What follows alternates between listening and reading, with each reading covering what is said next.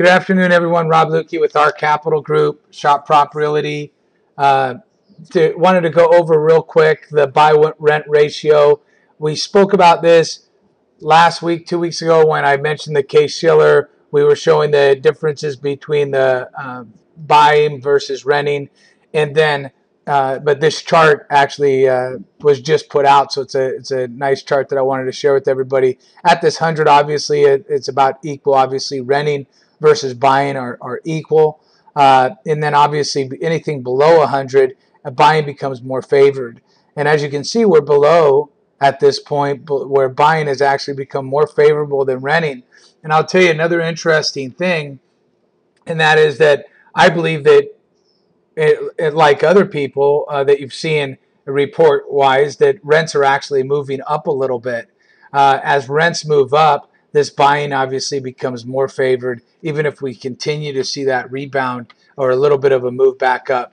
Things have slowed down a little bit. For the buyers out there that have been sitting on the fence, this is probably a good time to pick up your long-term position in real estate if you don't have your primary residence or what have you. From a short-term standpoint, I've kind of mentioned over and over again that we kind of have a setup here where we should see a choppy move up, which means that there's an opportunity for people that have their permanent residence, that are interested in getting in this market, but don't want to go manage rentals and don't want to buy a vacation home, but they want to put a little bit of money to work. You can do that by going to our Capital Group.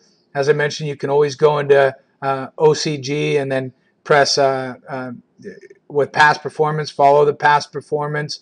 Like I said, things have slowed down. We're finally getting some activity here, and we've taken possessions of all these properties, and this 17 Los Platillos is almost completed. I mean, next couple of days it'll be done.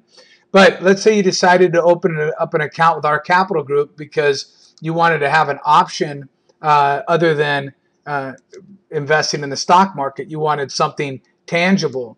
So what you can do is you can go ahead and go into and obviously open an account. Now you have some dollars there that you can partner with us on properties. The easiest way to do that is probably through passive bids. And I've showed this before. You could say, hey, invest $50,000 in the next two properties. Let's say you wanted to be split up in two properties, and the next two properties that OCG buys in Orange or California. I want to pick my counties, or I just say at OCG's discretion is a possibility too.